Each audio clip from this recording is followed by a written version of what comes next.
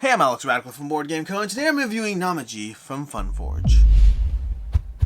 Namiji is a re-implementation, almost next steps version of Tokaido, originally from Funforge, and it's a game that involves you going on a journey. Except this time, instead of walking around along your journey, you are instead taking boats along a pathway, going either clockwise around the board or counterclockwise on the board. You choose, making a single loop, stopping off at a variety of places along the way, gathering all the various things that will give you points in all kinds of different ways, and hoping to get as many points as possible, more so than the other players, by the end of your journey. This is a 2 to 5 player game where you'll have your boats. The 2-player mode does have an autonomous to the game, a little third player that gets mixed in there, but effectively what you're doing is you're going to grab your boat and you're going to go to the next step somewhere along this path, wherever you want, anywhere between here and the next dock spot over there.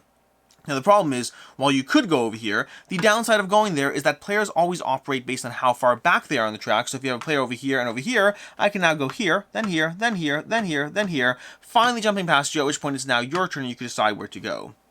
In other words, knowing what you want in this game is important. Getting the right things are important. Deciding that the right thing is worth someone else getting 7 other things, that's a good recipe for them winning the game, because in this game, more often than not, more is better. Targeted more is better, but 15 versions of more over your targeted more, they'll win. And to that end, so you're trying to be mindful of this track as you slowly move along it. You'll see these little divots here. Those are for 4 or 5 player games. You could ignore them in a 2 to 3 player game, but you're moving along, taking action at these spots until eventually you get to the dock. Again, always acting based on who's last in the order. There's a bunch of things going on as far as the various actions you're taking, and you can see the various pools of spots you'll be going to. Let's just go through them one at a time, starting with fishing.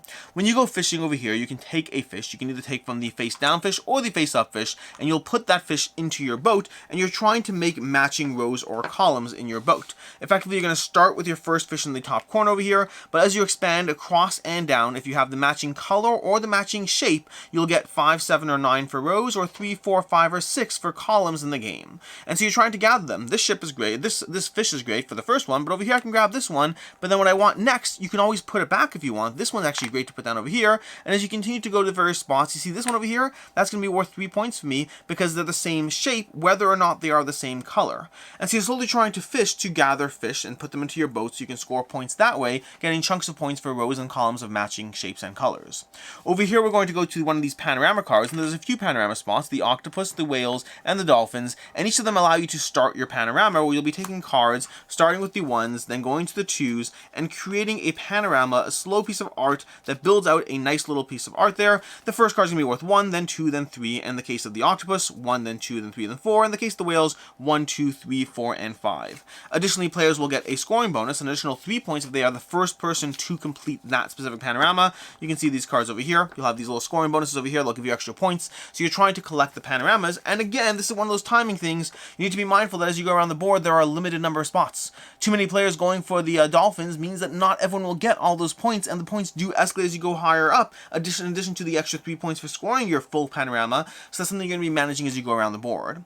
Over here we have these spots where you can release negative points into the wild. What I mean by that is you start the game with negative 15 points, and as you land in one of these spots, you can take one of these, putting them down into the wild, releasing these little boats, and getting fewer and fewer negative points as you go through the journey, hopefully down to a little 0, although the first few you get rid of are worth more points in terms of being a little bit more beneficial to get rid of the first few as you go through the game. Over here we'll have these cards over here. We're going to go to this deck over here. You're going to grab 2 cards. You're going to look at one and pick one. These are often going to give you some form of points depending on what you've achieved. So for example, we get 4 points if we have all 5 sections of the whale panorama. You'll be picking one, putting the other one down to the bottom of the deck, and these give you a bunch of scoring goals, and they're important to gather because they could be up to 3 to 5 points apiece, but you have to actually get the right ones and accomplish the actual goals on the table, so a high reward, but potentially high risk if you don't get them at all.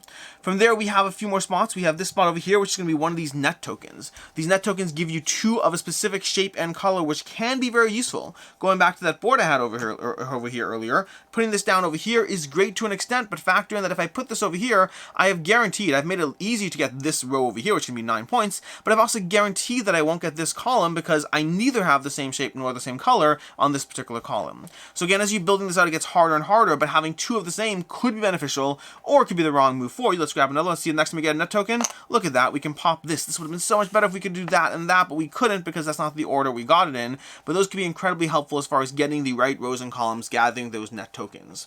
Past that, what else do we have over here? I think this is going to be most of the various spots until you eventually... Oh, no, we got the crab spot over here. The crab spot over here is where you can go into the bag and start grabbing crabs. You can draw up to 5 times, each one worth a point, but if you draw 2 crabs, you stop drawing. So we'll draw. We drew a regular. We got that. We got that. We got a crab. I'm going to keep going for it. I'm going to go for it. Let's see. I'm probably pretty safe, right?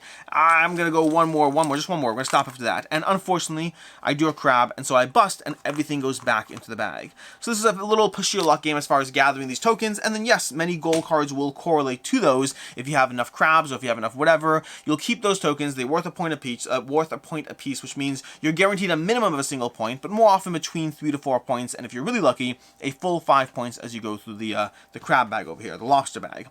Past that, when you land at the dock, you're going to have you're going to line everyone up at the dock until everyone's there. Then you're going to distribute some of these cards equal to number of players plus 1, and you're going to have players look at them and choose these cards, and they're usually either straight up points or alternatively some sort of ongoing ability for your tableau that you have access to in the game. And then in reverse order of who chose these, you're going to draw off from the dock into the next thing and continue your journey.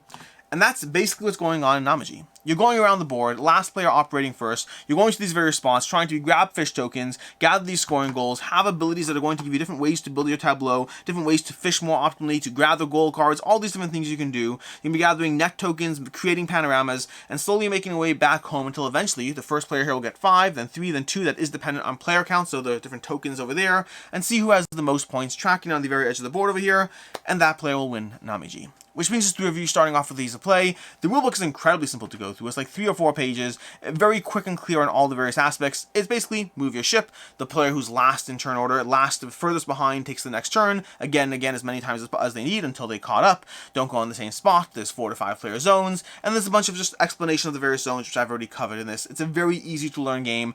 Fairly quick to play, around 40 minutes, potentially longer at higher player counts. But it's moves fairly smoothly. You're taking action, you're moving to the next spot, and just repeating until you eventually make your way around the board. As far as what I like, don't like, and can see others not liking, as far as what I like, there are multiple things to vie for in this game. There's multiple small little puzzles to go for. My personal favorite is going for your fish track over here, trying to build up your fish. This requires a little bit of a choice over here, as well as also choosing when you want to draw fish back into the pool, because as you eject fish, you'll leave them face up, giving other players more choice, or potentially abilities can have the same effect in the game as you go through that, and drawing the right fish is often more important than just getting a fish, and filling up your board over here, going for the panoramas, trying to go for the whale panoramas. I like doing that too. I like that hope that I'll get 1, 2, 3, 4, 5 points, plus my bonus, that could be a chunk of points over there. I love the gold cards. I like the net tokens. I like all the things you're doing in this game. They're all giving you a small little different puzzle as far as just what and how you can score points. I personally don't like quite as much the push your luck of the crab tokens. I find that I keep getting 2 crabs within 3 draws every single time. The other aspects I find that I go for, but there's different things you can vie for in this game. There's different pathways to those points you're trying to get your hands on, and the pathway aspect, the player going furthest behind,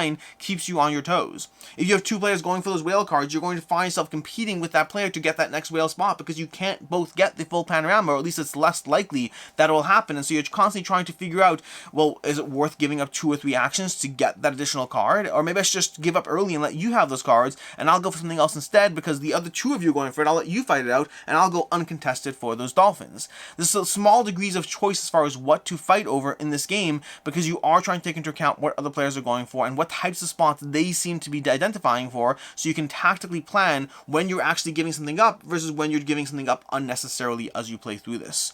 And it scales well to player count as well because of the extra spots that you have in 4 to 5 players. It is a quick, fast moving, move your token, take an action, move your token, take an action kind of puzzle with a bunch of different aspects going on behind it.